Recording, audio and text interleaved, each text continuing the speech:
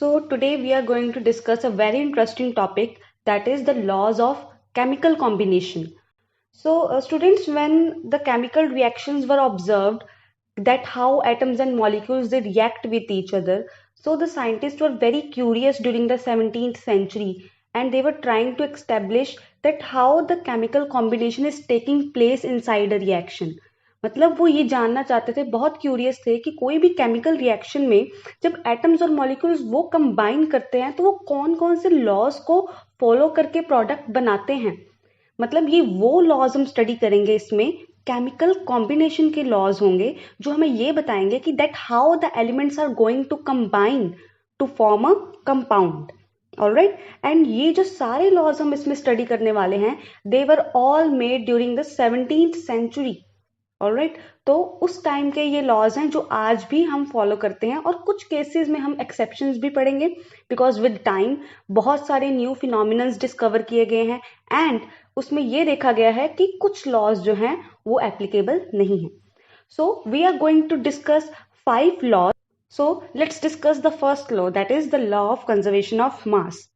सो ये लॉ हमें ये बताता है कि that the sum of mass of reactant is equal to sum of mass of products.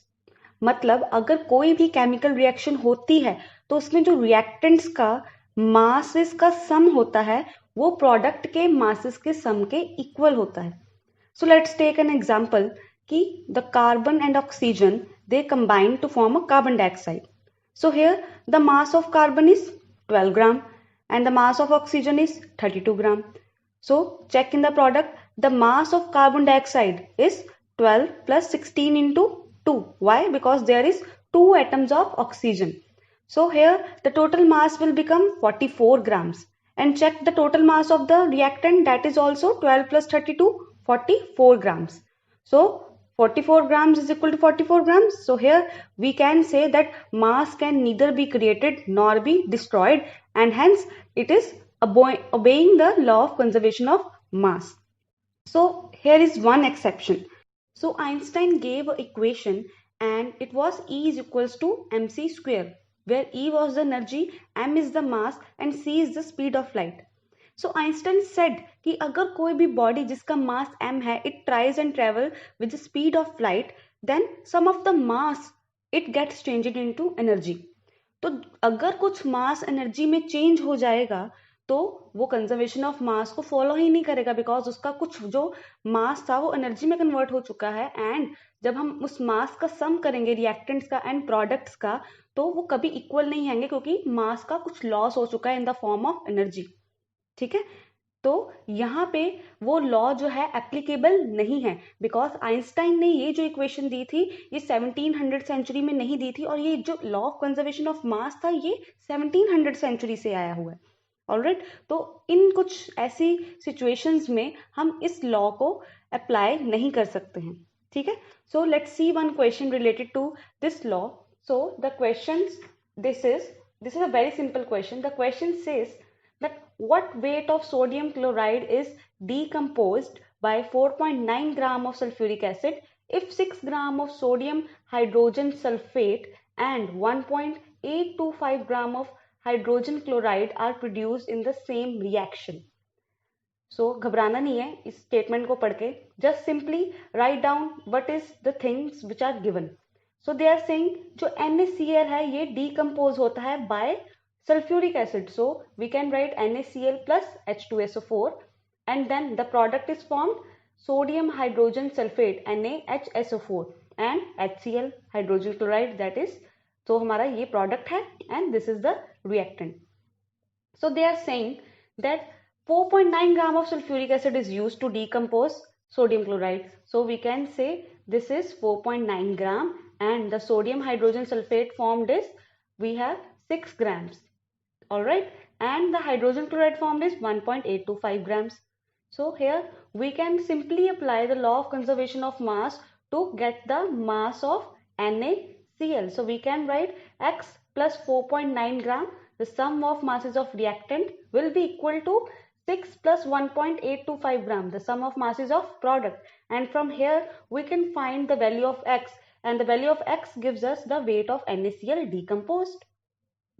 All right, so this was a very simple question based on this law. So let's try one another question. This is a different question according to this. So the question says, if 1.5 gram ethane on complete combustion give 4.4 gram carbon dioxide and 2.7 gram of water, show that the reaction obeys law of conservation of mass. अब हमारे पास है ethane. Ethane is C2H6. Ethane on complete combustion. In combustion, we always require oxygen, so we will add oxygen. Ethane on complete combustion gives 4.4 gram carbon dioxide. They have given us one of the product, that is CO2, and water, H2O, and some amount of heat will be produced. All right, so we have been generated the chemical reaction. And now, first of all, whenever you are going to obey the law of conservation of mass, the first thing you need to do is always balance the equation. So we will first balance the equation. So after balancing, we get 2 moles of C2H6. It reacts with 7 moles of oxygen to give 4 moles of carbon dioxide. All right. So अब हम यहाँ से क्या करेंगे? We will find the moles of ethane. You will ask why we are going to find the moles of ethane. Let me tell you why. So we know यहाँ पे equation में 2 moles ethane को 7 moles oxygen के चाहिए, so that वो product के carbon dioxide के 4 moles बना सके. यही है. So first we will see जो हमें 1.5 ग्राम इथेन गिवन है उसमें एक्चुअल में मोल्स हैं कितने. ठीक है. So first of all we are going to find the number of moles of ethane which are present in 1.5 grams. Okay, so we will apply the formula. Formula for the number of moles is given mass upon molar mass. So the given mass is 1.5 gram and the molar mass of ethane will be 2 into 12 plus 1 into 6. Alright, so here we will get 1 by 20 moles. So now we are sure that 1 by 20 moles are going to react with some of the moles of oxygen, and now we don't know how much moles of oxygen are going to react with 1 by 20 moles of ethane. All right, so how we are going to find that? Very simple, by unitary method. So equation says, look at the equation says 2 moles of ethane, they require 7 moles, and we have find that we are having 1 by 20 mole. All right, so 1 by 20 moles will require 7 by 2 into 1 by 20 moles, that is 7 by 40 moles. All right, very simple. So from this we have find कि कितने मोल oxygen के require होंगे जब वो 1.5 ग्राम ethane के moles के साथ react करेगा. सो हमने ये देख लिया कि हमारे 1 by 20 मोल इथेन के साथ 7 by 40 मोल्स ऑफ ऑक्सीजन चाहिए होंगे. सिंपल है. तो अब हम क्या कर सकते हैं? अब हम 7 by 40 मोल्स ऑक्सीजन में चेक कर लेते हैं कि कितना मास है. ठीक है. क्यों हमें मास क्यों चेक करना है? बिकॉज हम law of conservation of mass apply करने वाले हैं, जिसमें हमें इथेन का मास गिवन है 1.5 ग्राम, हमें कार्बन डाइऑक्साइड का भी मास गिवन है 4.4 ग्राम, हमें वाटर का भी मास गिवन है 2.7 ग्राम, बट हमें ऑक्सीजन का मास नहीं पता जब वो 1.5 ग्राम इथेन के साथ कंबाइन करता है. So simply we can find the mass of the oxygen from 7 by 40 moles. So apply the formula, number of moles of oxygen is equals to given mass upon molar mass.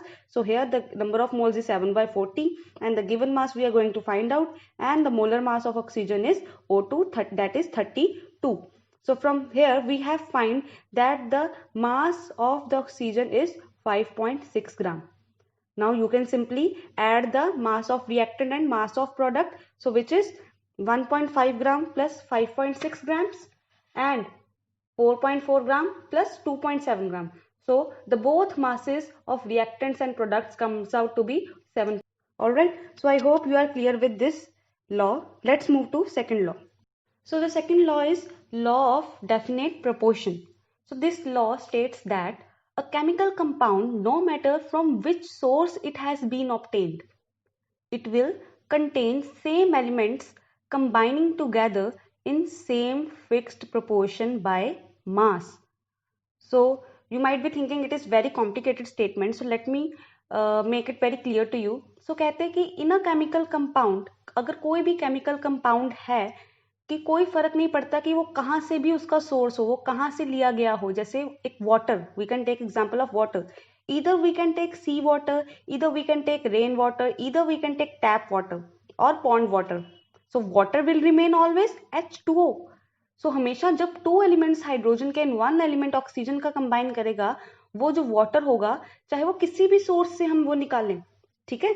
ये water की example दिया, आप चाहे किसी compound की example ले लो कि अगर कोई एक कंपाउंड था, उसको मैंने अर्थ में से या फिर हमारे नेचर में से एक्सट्रैक्ट किया है, एक को मैंने इस एक्सपेरिमेंट से निकाला, उसी कंपाउंड को मैंने एक सेकंड एक्सपेरिमेंट लगाया और मैंने उसमें से एक्सट्रैक्ट किया, तो वो कंपाउंड तो वही रहेगा ना जिसको हमने एक्सट्रैक्ट किया, उसका केमिकल फॉर्मूला जो है उसी कंपाउंड का ही रहेगा ना।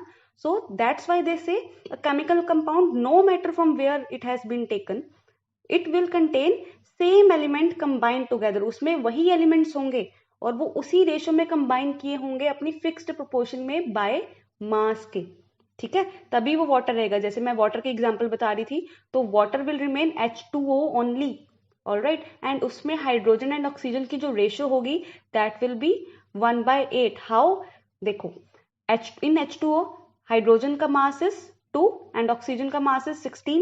So the simplest ratio by mass which we can find is 1:8. Either that ratio is obtained from sea water or rainwater or tap water. It will always remain 1/8 for water. मतलब अगर water को बनाना है तो हमेशा 1:8 के masses में हमें H और oxygen की लेनी पड़ेगी proportion. Alright. So let's discuss the question related to this. The mass of copper oxide obtained by heating 2.16 gram of metallic copper and nitric oxide and subsequent ignition was found to be 2.7 gram. ठीक है. In another experiment, 1.15 gram of copper oxide on reduction yielded 0.92 gram of copper. Show that the data illustrates law of constant composition. So अब इस question में क्या किया गया है, दो एक्सपेरिमेंट लगाए गए और दोनों में कॉपर ऑक्साइड के मासेस को चेक किया गया है। सो फर्स्ट एक्सपेरिमेंट में क्या किया गया, उन्होंने 2.16 ग्राम कॉपर ली एंड उसको नाइट्रिक एसिड के साथ इग्नाइट करवा के उन्होंने चेक किया कि उनके पास कितना कॉपर ऑक्साइड आ रहा है। So they found weight of copper is 2.16 gram and उसमें से कॉपर ऑक्साइड कितना बन रहा है, 2.7 ग्राम, ठीक है। तो अब इसमें हमें ऑक्सीजन का ऑक्साइड का मास नहीं पता है कितना वो लगेगा, सो डायरेक्टली हम क्या करेंगे, law of conservation of mass के साथ we can find the weight of oxygen by subtracting the mass of product from one of the reactant of the reaction. So 2.7 minus 2.16 is equals to 0.54 gram. मतलब कि अब हमारे पास oxygen का जो मास आया वो 0.54 ग्राम है। सो इसमें एक्सपेरिमेंट में हमने ये फाइंड करके रख लिया। चलो जी सेकंड एक्सपेरिमेंट चेक करो। सेकंड एक्सपेरिमेंट में क्या किया, अब उनके पास जो कॉपर ऑक्साइड था वो 1.15 ग्राम है, ठीक है, और वो उनके पास आया कैसे, उसकी अगर रिडक्शन करते हैं तो उनके पास 0.92 ग्राम कॉपर आता है। सो मतलब कॉपर ऑक्साइड का मास आपके पास गिवन है 1.15 ग्राम और कॉपर कितनी आ रही है, 0.92 ग्राम। तो अब इसमें से जब इसकी रिडक्शन होगी कॉपर ऑक्साइड की, तो कॉपर एंड ऑक्सीजन ही मिलेगा उसमें से, कॉपर ऑक्साइड में से। तो कॉपर ऑक्साइड में से अगर हम कॉपर का मास जो है वो सब्ट्रैक्ट कर दें, we can find the mass of oxygen, that is 1.15 minus 0.92, that is 2.23 grams. So in both the experiment now we have got the masses of each of the element. ठीक है, अब we can find out, अगर हमें check करना है either this law of constant composition is applicable here or not, we can simply just divide the masses of copper and oxygen and check if the ratio is coming same or not in both the experiments. मतलब दोनों experiments में अगर तो ratio copper और oxygen की same आती है, मतलब लॉ ऑफ कांस्टेंट कंपोजिशन का जो हमारा डेफिनेट कंपोजिशन का जो हमारा रूल है वो इसके ऊपर अप्लाई हो रहा है। So the ratio for the first experiments comes out to be 2.16 upon 0.54. This comes to be 4:1. In second experiment, the ratio of copper to oxygen is 0.92 upon 0.23, which also comes to be 4:1. So दोनों ratios equal हैं। It means हमेशा 4:1 की ratio में अगर दोनों के masses combine करते हैं कॉपर एंड ऑक्सीजन के, then only they can form a copper oxide. All right, so I hope this law is clear to you. So let's move to, so this is the law of multiple proportions. अब यहाँ से जो laws हैं ये थोड़े से little bit थोड़े से डिफिकल्ट हैं. फर्स्ट टू लॉज थे, they were quite easy. So this law it states when two elements combine to form more than one compound, then different masses of one element which combines with the fixed mass of other element bears a small whole number ratio to one another. अब इसका क्या मतलब हुआ? ये statement काफी complicated है. So let me make you understand the statement by breaking it. So what it says, when the two elements combine, let's we take two elements, हमने दो एलिमेंट ले लिए, एक कार्बन ले लिया, एक ऑक्सीजन ले लिया.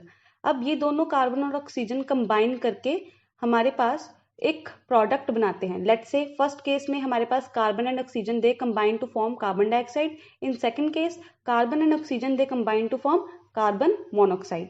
Okay, so the first statement is clear.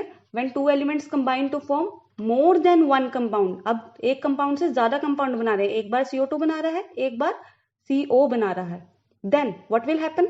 Then the different masses of one element which combines with fixed mass of other element, कहते हैं जो अलग अलग masses हैं, different masses हैं उस एक एलिमेंट के. अब यहाँ पे इक्वेशंस में चेक करो कौन से एलिमेंट का मास डिफरेंट है? ऑक्सीजन का. Why? Because in first equation oxygen के दो एटम्स रिक्वायर्ड हैं अगर हम बैलेंस करते हैं, तो उसमें जो ऑक्सीजन का मास है that is 16 into 2, that is 32. And in second equation oxygen का mass is only 16 gram because only one atom of oxygen is required. Alright, so यहाँ पे डिफरेंट मासेस किसके हुए? ऑक्सीजन के मासेस डिफरेंट हुए. And fixed mass किसका हुआ? Fixed mass is of carbon because in carbon only one atom of carbon is required in both the equations. So 12 gram is the fixed mass of the carbon. Okay, so what they say, the different masses of one element which is oxygen bears with the fixed mass of other element which is the carbon. तो अब क्या होगा? अब जो different masses है it will bear a small whole number ratio to one another. जिसके mass different थे उन दोनों मासेस को अगर हम आपस में रेशो लेके देखते हैं कि उनके मासेस की आपस में रेशो क्या आ रही है, तो वो एक स्मॉल होल नंबर रेशो होगी. So you can just take the ratio 32/16, it comes out to be 2:1. So this is all what this law says. Let's take another example. अब यहाँ पे हम नाइट्रोजन एंड ऑक्सीजन की example लेते हैं. तो nitrogen and oxygen they can form a number of compounds. So let's discuss. It can form firstly N2O, NO, N2O3, NO2, N2O5. So these are the five compounds when nitrogen and oxygen they join. All right. So अब क्या होगा? Let's see. In case of N2O, the mass of nitrogen is 28 gram and the mass of oxygen is 16 gram. In next case, 14 grams plus 16 grams. In N2O3, it is 28 grams plus 16 into 3, 48 grams. Next is NO2. Here 14 grams will be reacting with 16 into 2, 32 grams. And last N2O5, here the mass is 28 grams of nitrogen and 16 into 5, that is 80 grams of oxygen. So इस case में देखो, you can see, अब यहाँ पे fixed mass तो मुझे कोई नजर नहीं आ रहा. मैं किसको फिक्स्ड मास लूं? बिकॉज फिक्स्ड मास तो वही रहता है और हम जिसके मास चेंज हो रहे होते हैं उसकी हम रेशो ले लेते हैं. सो यहाँ पे कोई फिक्स्ड मास नहीं है. सो फर्स्ट स्टेप, इस तरह के क्वेश्चंस को सॉल्व करने के लिए you just fix one of the mass. अब मैं वन मास फिक्स करने के लिए, नाइट्रोजन के मास को फिक्स करने के लिए मैं क्या करती हूँ, इधर तो मैं इसके पूरे मास को 28 पे फिक्स कर सकती हूँ. कैसे? जो 14 वाले हैं उनको 2 के साथ मल्टीप्लाई करके. ठीक है, जो जिस 14 वाले मासेस को मैं 2 के साथ मल्टीप्लाई करूंगी उसके कॉरस्पॉन्ड ऑक्सीजन के मासेस को भी मुझे 2 के साथ मल्टीप्लाई करना पड़ेगा. ठीक है, या तो आप 28 कर दो पूरे मास को फिक्स करके, इधर you can just divide by 2 and fix the mass to 14 grams. या तो आप 14 ग्राम्स फिक्स कर दो. सो मैं इसको 28 ग्राम्स पे फिक्स कर देती हूँ. Okay, so just multiply 14 into 2 and here 16 into 2. Okay, so here what will become? All the masses have now become 28 grams. And see, in case of oxygen, the masses have become 16 grams. 32 grams because here we have multiplied 2. Again 48 grams it will remain as such. In next case again we have multiplied it by 2, so here the mass will become 64 gram, and in last case it will remain 80 grams only. So अब मेरे पास fix mass आ गया nitrogen का. Now check the ratio for the oxygen जिसके masses different हैं. The ratio comes out to be 1:2:3:4:5, which is a simple whole number ratio. Alright, so this is all about law of multiple proportion. So next law is Gay-Lussac's law of combining volumes. So this law is only applicable for gases. ठीक है. And the second thing is, इस law के अंदर जो definition है, it states under similar condition of temperature and pressure. So this line is very important because हमेशा temperature and pressure change होने की वजह से कोई भी गैस की फॉर्म है it can change. Simple example if I give you is, if the pressure increases then the atoms they will come closer and the state can change. Again if the temperature decreases, अगर temperature कम हो जाए then also kinetic energy जो है वो कम होनी शुरू हो जाएगी. जो atoms जो molecules होंगे they will come closer and again the gas will change its form. So that's why this line is very important, that under similar condition of temperature and pressure, whenever the gases combine, they do so in volumes which bears a simple whole number ratio with each other and also with the gaseous product. So क्या कहता है ये law कि जब भी gases combine करेंगी similar condition pressure temperature की पे, तब वो इस तरह से कंबाइन करेंगी कि जो उनकी जो वॉल्यूम्स होती हैं उन गैसेस की, उनकी आपस में रिएक्टेंट्स में जो आपस में जो वॉल्यूम्स कंबाइन कर रही हैं उनकी जो रेशियो होती है एक सिंपल रेशियो होती है आपस में भी और उसके प्रोडक्ट के साथ भी. ठीक है, प्रोडक्ट में भी जो गैस बन रही है उसके साथ भी उसकी रेशियो जो होती है. So for an example we can take hydrogen is a gas. Hydrogen plus chlorine which is also a gas, it gives HCl which is also a gas. Alright, so here in this first of all we will balance the equation. So here after balancing we get H2 plus Cl2 gives 2HCl. So here in simplest way I can say one volume of hydrogen is reacting with one volume of chlorine. Because why I am saying one volume? Because here check the stoichiometry. Stoichiometry here is 1. Okay, so I can say one volume of hydrogen, it is combining with one volume of chlorine and it is giving me 2 volumes of HCl. Alright, so ये जो है मैंने 2 volumes HCl की इस तरह से नहीं ली कि मैंने 1 और 1 को ऐड कर दिया. जरूरी नहीं है कि आपका हमेशा रिएक्टेंट की जो मोल्स को आप ऐड करोगे तो उसके number of moles of product भी सेम बनेंगे. ये लॉ ऑफ कंजर्वेशन ऑफ मास नहीं है, बिकॉज यहाँ पे जो मोल्स हैं ये डिफरेंट है, दोनों के कंबाइनिंग मोल्स डिफरेंट हैं. तो आपको स्टोकियोमेट्री जो है जरूरी नहीं है ये हमेशा 1+1 हमेशा 2 ही दे. मैं आपको नेक्स्ट एग्जांपल में समझाती हूँ कि किस तरह से जो मोल्स हैं जरूरी नहीं कि रिएक्टेंट एंड प्रोडक्ट के हमेशा total number of moles same ही निकले. यहाँ पे इस केस में बाय चांस ऐसा हो रहा है. तो let's come back to what I am going to discuss. So I was saying 1 volume plus 1 volume gives me 2 volume. So if I take 20 ml of hydrogen, because I am taking now 20 ml of hydrogen, so 20 ml of hydrogen will react with 20 ml of chlorine, because always equation मुझे बोल रही है कि 1 volume के लिए मुझे 1 volume चाहिए. अगर मैं 20 ml ले रही हूँ तो मुझे क्लोरीन की भी 20 ml चाहिए. तो अगर दोनों की 20 ml कंबाइन करती हैं तो मुझे टोटल कितनी वॉल्यूम मिल रही है HCl की? 2 वॉल्यूम्स मिल रही है. मतलब मुझे इस 20 का 2 के साथ मल्टीप्लाई करना है तो मुझे HCl कितनी मिलेगी? 40 ml. ठीक है, it was a very basic example. Let's discuss one question on this. So the question says, when 100 ml of methane is CH4, when 100 ml of methane burns, produces carbon dioxide and water, find the volume of oxygen required and the carbon dioxide produced. So 100 ml अब methane की burn कर रही है. So burning के लिए we will add oxygen. So CH4 plus O2 it gives CO2 plus H2O plus energy.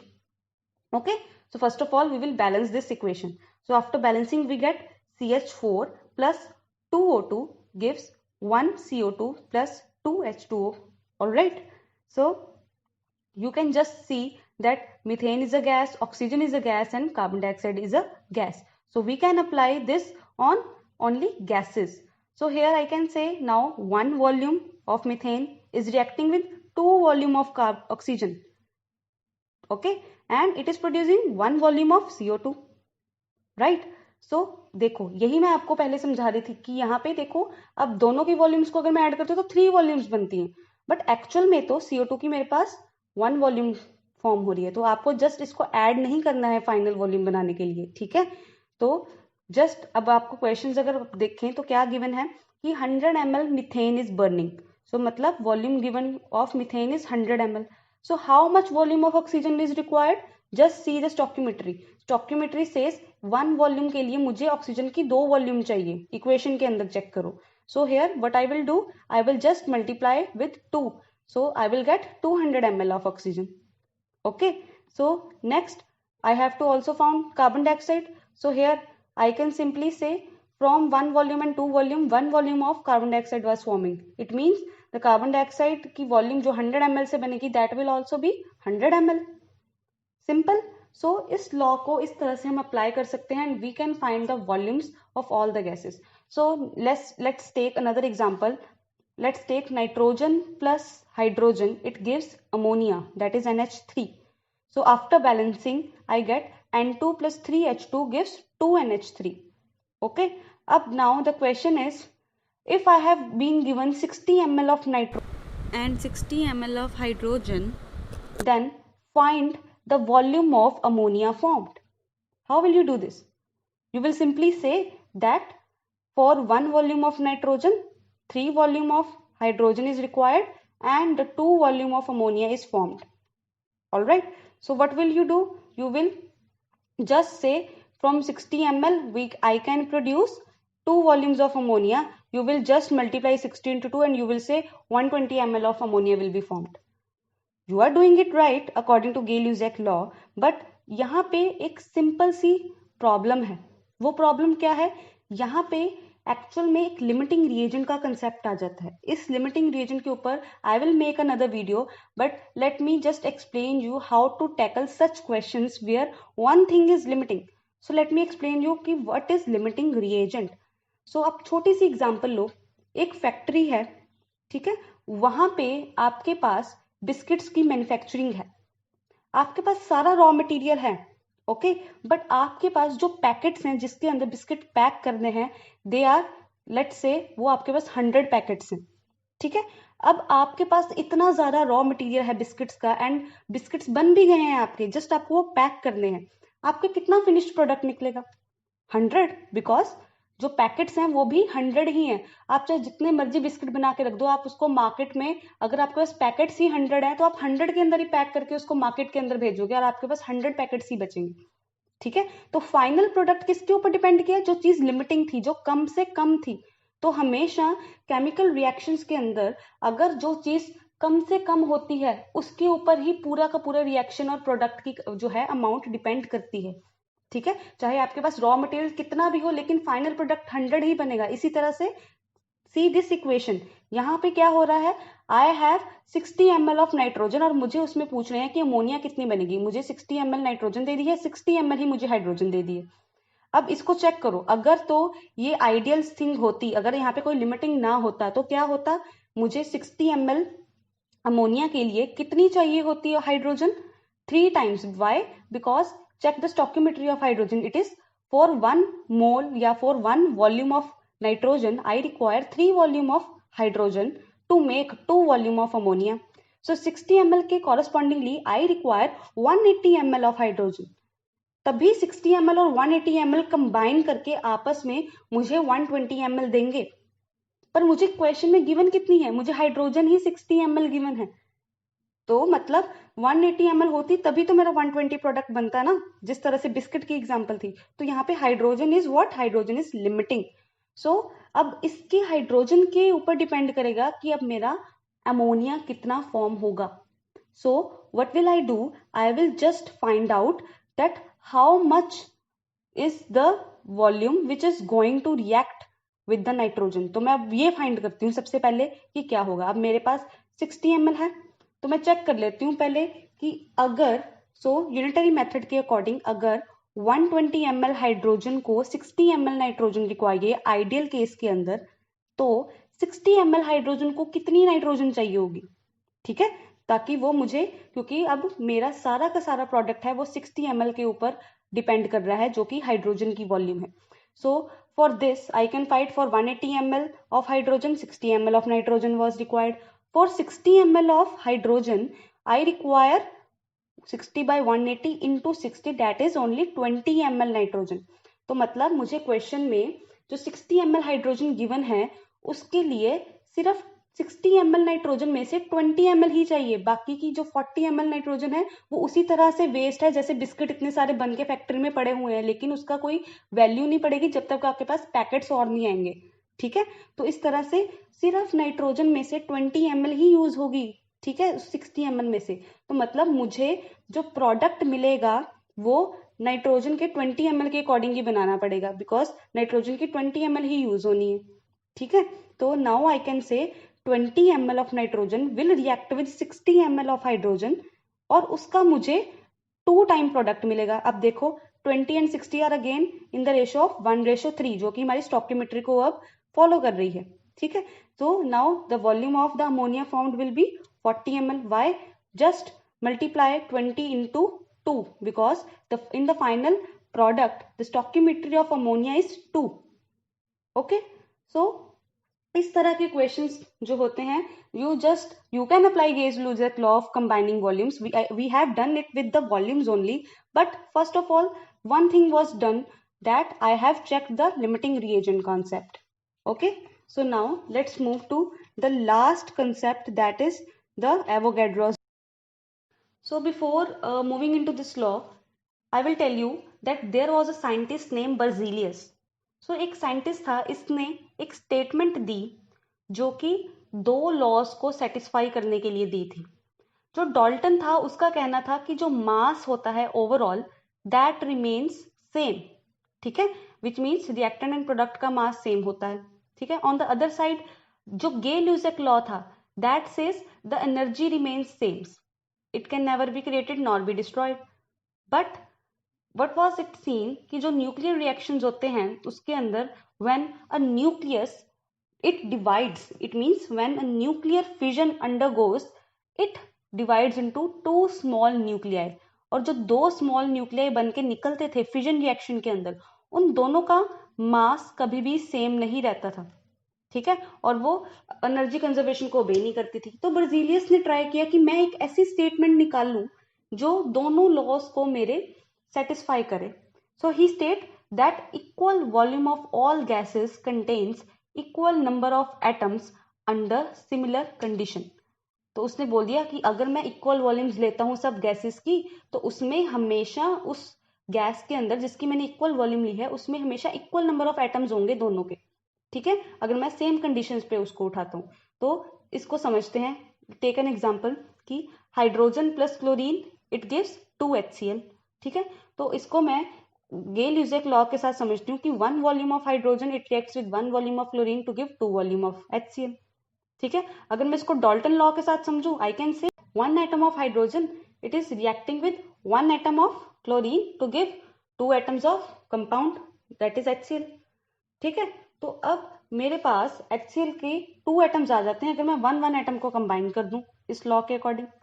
तो अब मुझे ये जानना है कि अगर मुझे HCl का 1 एटम चाहिए हो प्रोडक्ट में, तो उस 1 एटम को लेने के लिए मुझे क्या करना पड़ेगा, 1 एटम का हाफ करना पड़ेगा. So I have to do what, half atom of hydrogen will react with half atom of chlorine to give 1 atom of HCl. यही करना पड़ेगा. ठीक है, तो बर्जीलियस के अकॉर्डिंग कि इक्वल नंबर ऑफ एटम्स कैसे होंगे, half atom equal number of atoms है कितनी वॉल्यूम में, 1 वॉल्यूम के अंदर. ठीक है, और वो जो हाफ एटम मिलाएंगे तो हमारे पास 1 एटम HCl का बन जाएगा. उसने ये बोला. पर क्या ये स्टेटमेंट जो है ये सही है? क्या कभी भी अगर मुझे 1 एटम HCl का बनाना पड़ेगा तो मुझे इस स्टेटमेंट के अकॉर्डिंग हमेशा हाफ एटम हाइड्रोजन का लेना पड़ेगा? क्या कभी भी हाफ एटम जैसी चीज जो है, इज दैट पॉसिबल? क्या एटम जो है डाल्टन थ्योरी के अकॉर्डिंग क्या हम एटम को डिवाइड कर सकते हैं? Atom is already indivisible particle, वो स्मॉलेस्ट यूनिट है मैटर की. तो एटम का तो हाफ कुछ होगा ही नहीं. अगर हम एटम को भी डिवाइड कर देंगे तो क्या बचेगा, सिर्फ पार्टिकल्स बचेंगे, इलेक्ट्रॉन्स बचेंगे, प्रोटॉन्स बचेंगे. ठीक है, तो एटम का तो हम हाफ कर ही नहीं सकते. इट मीन्स इस जो स्टेटमेंट में प्रॉब्लम थी, क्या प्रॉब्लम थी? It states equal volume of all gases contain equal number of atoms. तो नंबर ऑफ एटम्स जो इसने ये स्टेट किया, दैट वाज टोटली रॉन्ग। सो इसको ठीक करने के लिए कौन आया? एवोगैड्रो। सो एवोगैड्रो ने जो स्टेटमेंट दी, ये एक लॉ बन गया। और जो बर्जीलियस ने स्टेटमेंट दी, ये सिर्फ एक हाइपोथेसिस ही रह गई, बिकॉज इसके अंदर एक बहुत बड़ी प्रॉब्लम थी। So Avogadro states under similar conditions of pressure and volume and temperature equal volume of all gases contains equal number of molecules. अब उसने क्या बोला कि इक्वल नंबर ऑफ उसमें मॉलिक्यूल्स होंगे। सेम एग्जांपल उठाओ, hydrogen plus chlorine gives 2 HCl। So यहाँ पे 1 volume gives 1 volume to produce 2 volume. ठीक है, अब मैं यहाँ पे क्या कर सकती हूँ, 1 molecule of hydrogen require 1 molecule of chlorine to give 2 molecule of HCl। ये मैं कर सकती हूँ। अगर मुझे अब 1 मॉलिक्यूल HCl का चाहिए तो मुझे क्या करना पड़ेगा, इनको रिएक्टेंट्स को हाफ के साथ डिवाइड करना पड़ेगा। इट मीन्स मॉलिक्यूल का हाफ क्या होता है? एटम।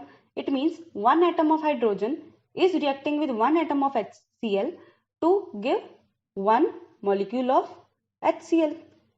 तो अब ये जो स्टेटमेंट है, इट इज क्वाइट अपीलिंग, क्योंकि हम मॉलिक्यूल का हाफ कर सकते हैं और मॉलिक्यूल का हाफ करके मेरे पास एक एटम आएगा। मतलब अगर मुझे 1 मॉलिक्यूल HCl का बनाना है तो मुझे हाफ मॉलिक्यूल हाइड्रोजन का लेना पड़ेगा जो कि एक एटम है, हाफ मॉलिक्यूल मुझे क्लोरीन का लेना पड़ेगा जो कि एक एटम है, और उससे मुझे एक मॉलिक्यूल HCl का मिल जाएगा।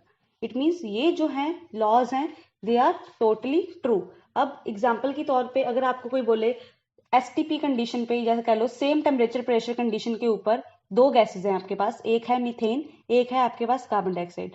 सो क्वेश्चन आएगा आपको कि 100 ml हाइड्रोजन में अगर X मॉलिक्यूल हैं तो बताओ 100 ml मीथेन में कितने मॉलिक्यूल होंगे? सो यू विल अगेन से X मॉलिक्यूल होंगे, बिकॉज 100 ml वाटर में अगर X H2 में अगर X हैं तो 100 ml CH4 में भी X होंगे और 100 ml CO2 में भी X होंगे। अगर आपको पूछे 50 ml CO2 में कितने होंगे, 50 ml में अब उसका हाफ हो जाएगा बिकॉज ऑफ वॉल्यूम हाफ हो गई है। सो 50 में इट विल बी X/2।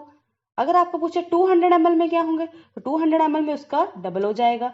ठीक है, तो बिकॉज वॉल्यूम डबल हो रही है तो नंबर ऑफ मॉलिक्यूल्स भी उसके डबल हो जाएंगे, तो it will be again 2x। So this was all about the different laws which the atoms and molecules follow during the chemical reaction. So that's all for today. अब इसमें से एक जो लॉ है, that is the law of reciprocal proportion, इसमें मैंने discuss नहीं किया है बिकॉज इन ये 5 जो है ये बेसिक लॉज हैं।